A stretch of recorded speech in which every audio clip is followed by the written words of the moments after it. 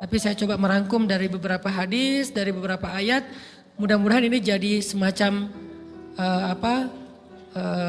tips dari Allah, dari Rasul, cara kita supaya lebih sabar dalam menghadapi ujian, khususnya ujian perasaan.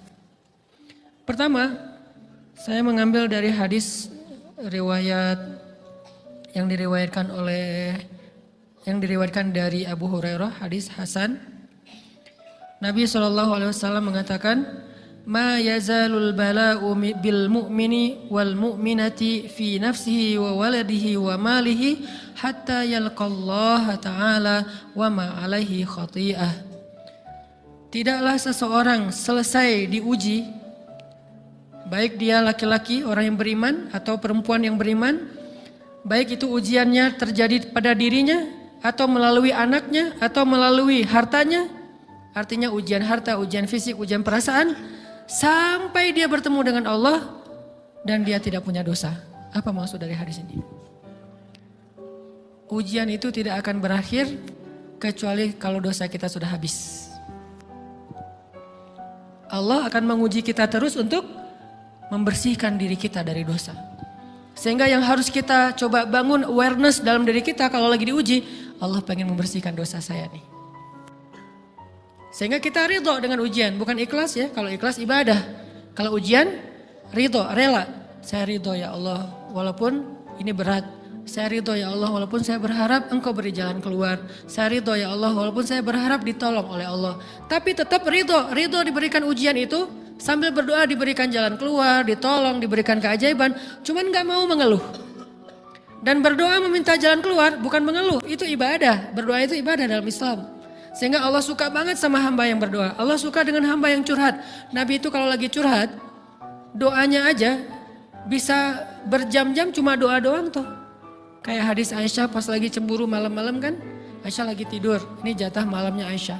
Tiba-tiba dia nyari-nyari raba-raba, Nabi gak ada. Dicari di kamar mandi gak ada. Biasanya Nabi sholat di sebelah Aisyah. Wah curiga nih, jangan-jangan ke rumah si fulan. Dicari ke rumahnya, ditelepon gak aktif, mungkin lagi dicas, datang ke rumahnya. Ketuk pintu. Hafsah, Nabi di rumah kamu enggak? Enggak Aisyah, beneran. Cari ke rumah Sofia. Sofia, Nabi di sini enggak? Enggak, beneran. Cari ke rumah Maria. Maria di sini enggak Nabi? Enggak. Kemana ya Nabi? Rumah istri-istri yang lain enggak ada. Pas balik ke rumahnya, ngelewat masjid, ngelihat Nabi lagi sujud di Masjid Nabawi, di mihrab.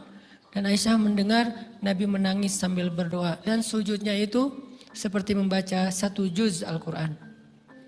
Dan itu isinya doa nangis. Robbi. Jadi kalau kita katakan gak usah banyak berdoa sama Allah, malu. Justru Allah suka kepada hamba yang berdoa. Justru sebaliknya kalau kita jarang berdoa atau enggan berdoa, buat Allah itu orang sombong. Allah gak suka hamba kayak gitu. Kamu gak butuh saya, sama kayak kita lagi ada masalah, punya teman yang punya kelebihan harta, terus kita kayak bingung gitu nyari kesana kemari pinjaman, dia gak dikasih tahu. Pas dia tahu dari orang lain, dia ngomong apa? Kamu gak nganggap saya ya? Emangnya saya bukan teman kamu? Kok kamu punya masalah keuangan tapi saya gak dikasih tahu, malah saya tahunya dari orang lain? Tersinggung kan? Kalau teman kita aja tersinggung, apalagi Allah. Kamu punya masalah kok gak ngomong ke saya, wahai hambaku? Bukan berarti Allah gak tahu, Allah tahu, cuman Allah berhak, bukan ingin ya, berhak untuk dilibatkan. Allah berhak untuk dicurhatin. Allah berhak untuk dijadikan tempat kita untuk habis-habisan menangis dan melampiaskan masalah kita kepada Allah dalam bentuk curhat-curhat dan doa. Sehingga kalau kita berdoa, ya Rabbi, Allah langsung inni qarib, mendekat Allah kepada kita. Jadi teman-teman yang dirahmati Allah, kalau kita punya masalah, kita coba bangun awareness, oh Allah pengen membersihkan dosa-dosa saya nih. Terus kita berdoa, ya Allah bantu saya, ya Allah tolonglah saya, istighfar. Saya kadang-kadang ngerasa nih, kalau ada dosa, ada kesalahan, ada kekeliruan yang saya lakukan misalnya gitu. Kalau saya nggak kuat istighfarnya, bentar lagi akan diuji sama Allah. Ujiannya macam-macam, alhamdulillahnya ujiannya masih ketahan. Pasti diuji sama Allah. Kalau istighfarnya nggak kuat, taubatnya tuh nggak kuat, langsung diuji sama Allah. Dan saya langsung sadar, oh benar berarti yang tadi ini lagi dihapus sama Allah nih. Perkencang lagi, perkuat lagi istighfar. Kenapa? Karena kalau istighfar kita kuat, berarti kan dosa kita dihapus dengan istighfar ya. Otomatis ujian kita durasinya berkurang. Makin kuat istighfar, makin berkurang. Kalau istighfarnya udah mantap, udah selesai, Allah cabut tuh ujian kita. Diganti dengan kebaikan. Jadi teman-teman, kita coba sadari, oh kalau Allah menguji saya, emang saya banyak dosa. Sebelum kita mencari kambing hitam, nyalah-nyalahin orang lain, sebelum kita marah kepada orang lain, kadang wajar kita marah kepada orang lain gara-gara ucapannya, komennya, teks dari dia, wajar. Tapi sebelum itu, marah dulu kepada diri kita atas dosa dan kesalahan kita yang baru saja kita lakukan. Atau yang dulu kita lakuin dan belum benar-benar kita tinggalkan. Kalau kita ngerasa banyak dosa di masa lalu sebelum kita taubat, hijrah, berarti mungkin itulah alasan kenapa sekarang kita diuji setelah hijrah. Kenapa agak-agak harus jungkir balik setelah kita hijrah. Kenapa harus sedikit berdarah-darah setelah kita hijrah. Anggap aja itu untuk mengkifarat, membersihkan dosa-dosa kita yang telah lalu. Supaya apa? Supaya kalau kita pulang kepada Allah, kita pulang dalam keadaan bersih. Dan itu pasti akan menjadi orang yang paling beruntung. Daripada nanti diberesin di akhirat, mending diberesin di dunia kan. Soalnya kalau diberesin di akhirat itu lebih berat. Akhirat itu perlakuannya beda dengan di dunia. Di dunia kalau kita salah akan dibalas oleh Allah. Kalau kita belum taubat, dibalas oleh Allah sama. Tapi di akhirat ukurannya beda. Sehingga heran ya, kalau ada orang yang merasa beruntung lolos dari hukuman dunia, dia pikir dia udah lolos dari hukuman Allah. Mending dia beresin deh di dunia daripada nanti di akhir berlarut-larut. Itu bahaya banget. Kalau buat saya pribadi dan saya yakin teman-teman juga kayak gitu, gak mau ada masalah di akhirat, mending masalah di dunia aja. Tapi masalah di dunia juga kita gak mau berlarut-larut, pengen cepat dimudahin sama Allah. Caranya istighfar. Tidaklah Allah memberikan kepada kita ujian kecuali salah satu alasannya pengen menghapuskan dosa. Idza kathurat dzunubul 'abdi wa lam yakun lahu min 'amalin liyukaffiraha fabtalahu Allahu bil hazan liyukaffiraha. Kalau seorang hamba banyak dosa dan dia enggak cukup amal untuk mengkifarat dosa-dosanya, Allah akan menguji dia dengan rasa sedih, dengan rasa kecewa, dengan rasa berat, sakit hati untuk mengkifarat dosa-dosanya. Itu yang kita bangun. Sehingga kalau ada masalah sama orang lain, kita memperbaiki diri dulu. Bukan sibuk dengan kesalahan dia terus menerus yang gak mau kita maafin. Misalnya ada teman kita nih, jadi clash sama kita. Hal pertama yang kita bangun, astagfirullahaladzim saya banyak dosa nih. Tapi kan yang salah dia, ya tapi mungkin dia nggak akan mengatakan kalimat itu, nggak akan bersikap kayak gitu kalau kita nggak punya dosa. Allah sengaja mengutus dia untuk menguji kita lewat kata-katanya, lewat perilakunya, karena kita punya dosa. Jadi penyebab pertama diuji itu bukan teman kita yang salah, itu penyebab kedua. Memang dia salah dan itu harus kita akui, realistis lah. Dia salah, dia nggak pas, dia nggak bijak, dia apa. Oke, tapi yang mentakdirkan dia salah kepada kita, Allah Subhanahu wa taala. Kenapa Allah takdirkan gitu? Karena kita masih punya banyak dosa. Allah kirim kita ujian, bisa manusia, bisa alam, bisa dalam diri kita sendiri. Itu semuanya adalah cara Allah untuk menguji kita dan membersihkan dosa-dosa kita. Ini yang kita bangun pertama. Yang kedua, kata Nabi di dalam hadis Bukhari, "May yuridillahu bihi khairan." Yang terkenal kan yufaqihu fiddin, itu yang terkenal. Ternyata ada dua modelnya. Ada may yuridillahu bihi khairan yufaqihu fiddin. Siapa yang Allah pengen kasih dia kebaikan agama, kebaikan, Allah akan buat dia mengerti halal dan haram. Itu berarti Allah sayang sama dia. Ini satu model hadis. Ada model yang kedua, mirip redaksinya. May yuridillahu bihi khairan yusib min. Hadis Bukhari. Siapa yang Allah pengen ngasih dia kebaikan, Allah uji. Hah? Kok gitu caranya? Ternyata kayak gitu rahasianya. May yuridillahu bihi khairan, may yuridillahu bihi khairan. Siapa yang Allah pengen ngasih dia kebaikan, Allah kasih dia musibah atau ujian. Kenapa bisa seperti itu Ustaz? Fa inna ma'al usri yusra, inna ma'al usri yusra. Seolah-olah Allah bilang di dalam ayat itu, kalau kalian mau dapat kemudahan, biasanya lewatnya kesusahan dulu. Kalau kalian pengen dapat keberuntungan, biasanya dapatnya kerugian dulu. Tapi keberuntungan dan kerugiannya pasti nggak sebanding. Keberuntungannya jauh lebih besar daripada kerugiannya. Kerugian itu kayak modal doang, DP. Jadi kalau kita mau dapat kejutan dari Allah, Allah kasih kita DP. DP-nya apa? Ujian. DP-nya musibah. DP-nya rasa nggak nyaman. Itu DP tuh. DP terhadap apa? DP dari Allah terhadap hadiah-hadiah besar yang Allah pengen ngasih ke kita setelahnya. Cuman banyak orang yang menolak DP ini. Sama kayak kita misalnya. Kalau kita mau ngasih dia hadiah, kita kasih dia kayak kejutan dulu. Dia lagi ulang tahun nih, disiram air dulu. Setelah itu dikasih hadiah-hadiah yang mahal. Rela gak disiram air demi hadiah? Rela, udah siramin lagi aja. Kalau setelahnya ada hadiah. Yang kita gak rela, kalau setelah disiram, disuruh bersih-bersih sendiri dan gak dikasih apa-apa, kan gak rela tuh. Berarti ini bab iman, yakin gak kalau Allah tetap ngasih hadiah? Kan sabar dan iman itu ternyata tahu aman, kembar.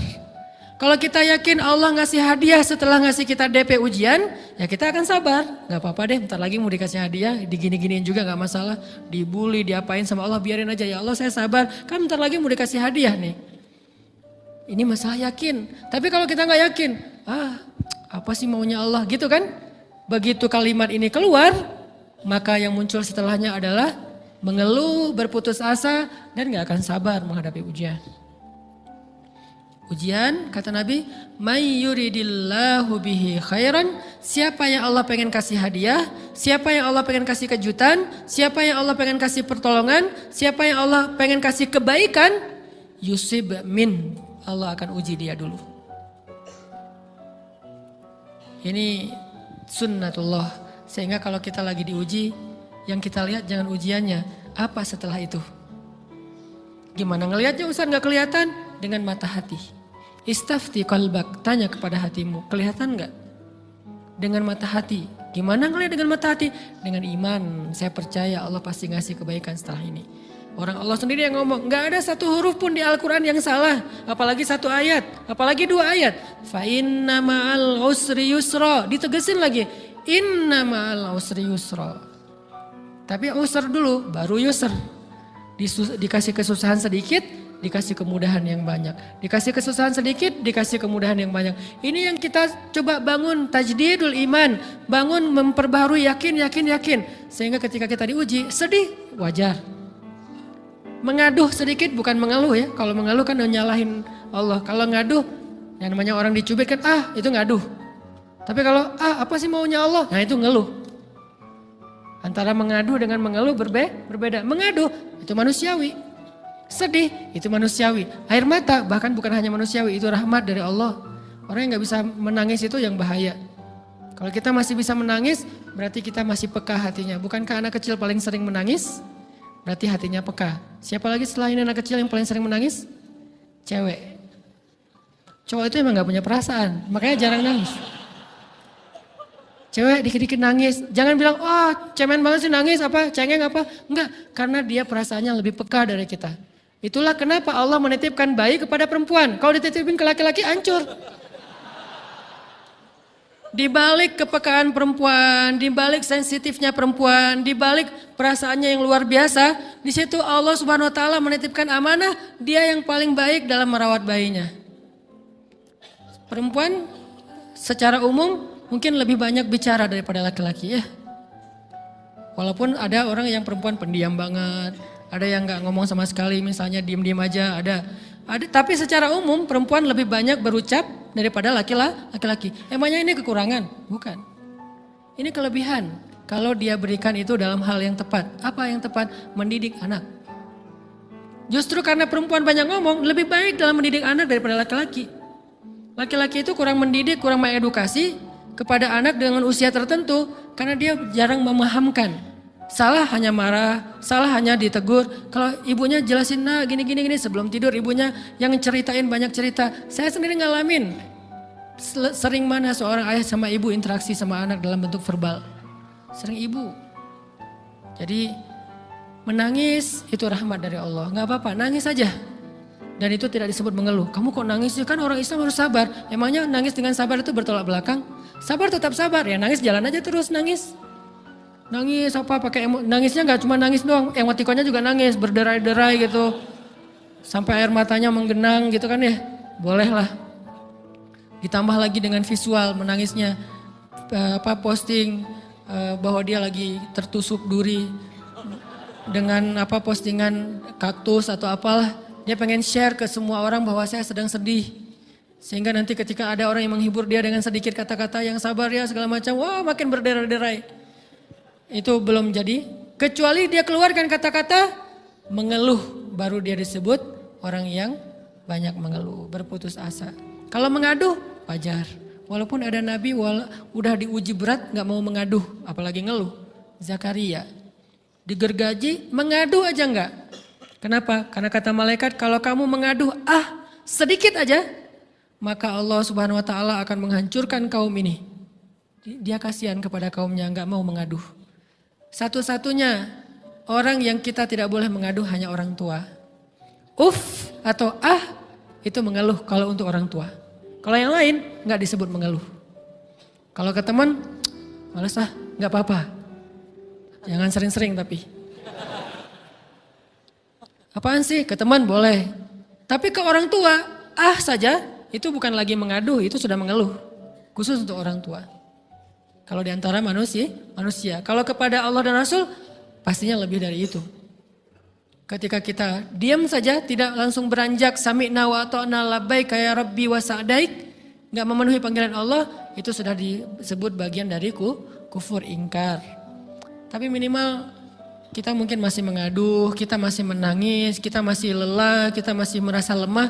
Setidaknya kita tidak mengeluh. Kenapa? Kita percaya Allah kalau mau ngasih hadiah kepada hambanya, DP-nya itu ujian. Dan yakinlah hadiahnya minimal 10 kali lipat lebih baik daripada ujian itu. Minimal, karena gak ada amal soleh yang dibalas di bawah 10 kali lipat tuh gak ada. Amal soleh, amal ya bukan niat. Amal yang udah kita kerjakan minimal dibalas 10 kali lipat. Minimal, maksimalnya bighairi hisab, tanpa batas. Bighairi hisab, tanpa batas. Ada yang 700 kali lipat kayak sedekah. Tapi tetap aja ayat sedekah di akhirnya ujung-ujungnya apa? Bighairi hisab juga kan? Berarti sedekah itu minimal dibalas 700 kali lipat. Minimal. Kalau kita yakin. Selalu syaratnya kalau kita yakin. Dan saya ngebuktiin itu banget. Saya pernah ngalamin lagi jalan-jalan di sebuah kota yang ada becak kayuhnya, becak sepeda gitu ya. Jalan terus saya bilang, Pak berapa ongkosnya? 20.000. Udah naik aja 20.000. Karena kita keliling-keliling kota, ternyata saya jadi kasihan sama dia 20.000. Kasihan kan 20.000 dibayar keliling kota, walaupun pas mampir beberapa tempat mungkin dia dapat tips ya.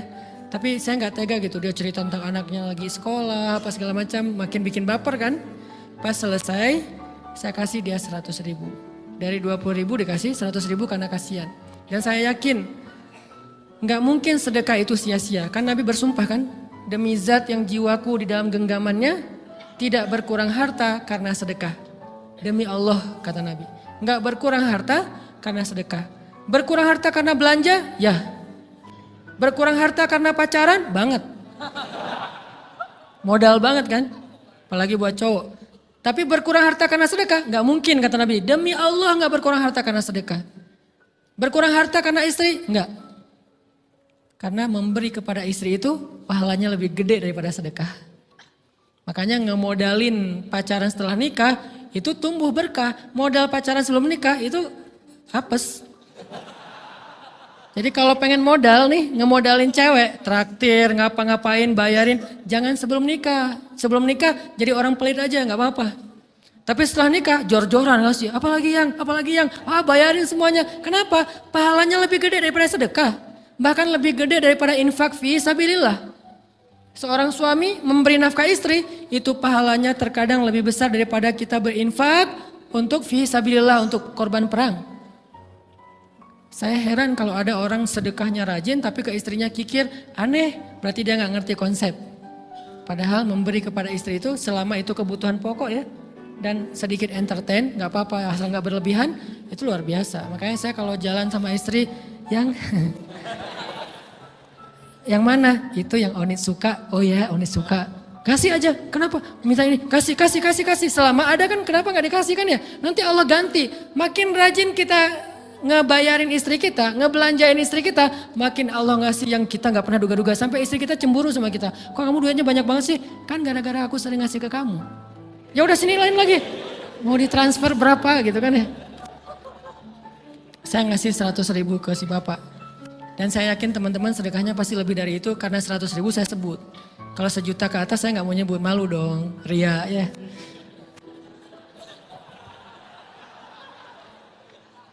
Sebenarnya nggak pernah sih. 100.000 deh, karena kan kecil, saya kasih 100.000. Ternyata begitu saya kasih 100.000, dia doa. Nah ini nih pentingnya sedekah ke orang yang membutuhkan tapi nggak minta-minta, dia tulus. Dia langsung doa, ya Allah Pak mudah-mudahan rezekinya lancar, berkah, bertambah dan segala macam bahagia keluarganya. Doa-doa ini semuanya dikabulkan dalam hitungan hari. Pertama bertambah bahagia rumah tangganya, dapat kecupan dari istri. Dia nganggap suami saya cowok banget sih. Mulai 1 nih. 2, demi Allah selang 15 jam kalau nggak salah karena waktu itu malam, besok paginya ada orang yang ngejar-ngejar saya pengen ngasih hadiah. Ustadz saya pengen ketemu Ustadz. Maaf saya nggak bisa ketemu sekarang lagi rush, lagi tight schedule gitu-gitulah sok-sok gaya nggak jelas gitu ya. Terus Ustadz saya pengen banget ketemu, dia nggak ngomong pengen ketemu apa. Kalau dia bilang mau ngasih duit kan langsung saya prioritaskan kan ya. Berhubung dia nggak ngomong ya udahlah saya sok-sok jual mahal gitu. Tapi yang namanya rezeki kan gimana kita tolak dia datang kan. Saya nolak. Pokoknya sebentar aja 5 menit nggak akan ganggu waktu Ustadz. Ya udah besok pagi ya pas breakfast gitu. Pakai gaya-gaya dikit breakfast. Pas breakfast, oh ya siap Ustadz. Jam berapa? Jam 8. Udah janjian jam 8. Mungkin orangnya nih dengar live streaming, Pak jazakumullah khair jaza. Makasih banyak mudah-mudahan Allah tambahkan rezekinya. Terus beliau besok mau flight ke luar kota jam 8. Akhirnya ngubungin lagi malamnya, Pak Ustadz maaf gak bisa ketemu besok. Karena saya jam 8 itu jadwal terbang.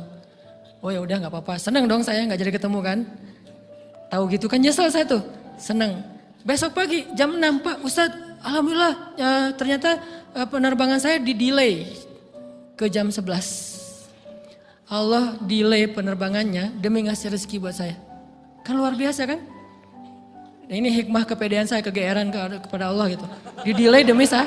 Kan kadang-kadang GR ya di depan Allah ya. Robbi akroman kan gitu ayatnya. Allah memuliakan saya dengan istighfar tetap.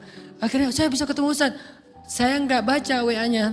Terlambat baca, baru baca jam 8. Dia udah mulai agak putus asa. Kayaknya udah gak mungkin ketemu nih. Jam 8 pas saya baca, ternyata orangnya nggak di delay. Ya udah saya balas, ya udah sekarang saya tunggu ya jam 9 maaf cuma sebentar. Nggak apa-apa Ustaz 5 menit. Datang dia. Datang ngasih apa coba? Ngasih duit 200 juta.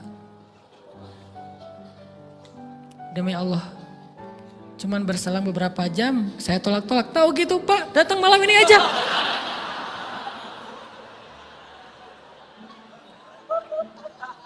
Harusnya malam itu juga saya cari orangnya. Kalau perlu saya yang nyamperin Bapak, Sherlock, saya kejar.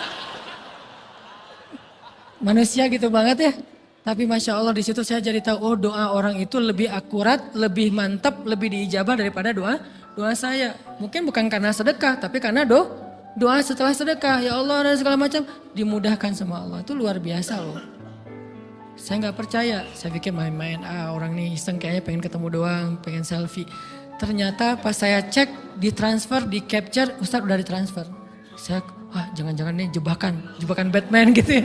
Nyari-nyari sana segala macam, alhamdulillah ternyata emang niat baiknya pengen, alhamdulillah saya terkesan, saya dapat hidayah lewat Ustadz segala macam. Sekarang saya pengen membalas jasa Ustadz walaupun kecil 200 juta. Untung saya nggak kaget dan kemudian pingsan. Pak 200 juta stroke kan ya bahaya, lebih mahal dari 200 juta. Ini keajaiban ya teman-teman. Jadi kita tuh, saya kan sering bilang keajaiban itu terjadi tergantung tingkat iman. Bukan saya udah soleh banget enggak. Saya belajar terus untuk yakin deh sama Allah. Modal kita tuh kan gini sebetulnya kan. Duit kita tuh banyak loh teman-teman. Cuman gak disimpan di bank, gak disimpan di saku. Disimpannya di sisi Allah. Bedanya apa sih? Kenapa kita kalau disimpan di bank tenang? Saya lagi punya duit banyak dari 100 juta. Di mana? Di bank. Aman. Kenapa kalau disimpan di saku? Aman. Tenang. Kenapa kalau disimpan di Allah gak tenang? Kenapa kalau disimpan di Allah kita bilang gak punya duit? Ini kan gak fair sama Allah. Gak punya duit nih. Siapa bilang gak punya duit? Kan ada Allah. Tinggal minta sama Allah. Tapi gak ada wujudnya. Tapi kan ada janjinya. Bukankah janji Allah lebih kuat daripada wujud? Bukankah iman harusnya lebih mantap daripada sesuatu yang konkret yang kita lihat? Ada duitnya di sisi Allah. Kenapa gak dikasih? Karena kita belum butuh. Kalau kita yakin duit kita itu ada di Allah, tapi dikasihnya pas kita butuh. Begitu butuh ya Allah, langsung dikasih sama Allah. Itu banget benar-benar terjadi dalam kehidupan kita. Pasti kayak gitu. Tingkat tergantung kita yakin apa enggak. Nih kalau Allah bilang, "May yuridillahu bihi khairan", Allah kalau pengen ngasih hadiah kepada seorang hamba, Allah kalau pengen ngasih kejutan kepada seorang hamba, yusib. Allah kasih dia ujian sedikit aja. وَلَنَبْلُوَنَّكُمْ بِشَيْءٍ sedikit bisyai'im minal khawf wal ju' wa naqsim minal amwal wal anfus wath thamarat wa basyiris sabirin. Kami uji sedikit aja dengan rasa lapar, dengan rasa takut, dengan sedikit kekurangan ini dan itu, sedikit. Tapi wabasyiris sabirin, sampaikan kejutan kepada orang yang bersabar. Sampaikan kejutan kepada orang bersabar. Jadi bisa dibilang kejutan-kejutan hidup kita itu munculnya dengan iman dan sabar. Dengan iman dan sabar. Iman artinya yakin, husnuzon sama Allah. Ana inda dhanni abdi bi. Aku tergantung prasangka hambaku kepadaku.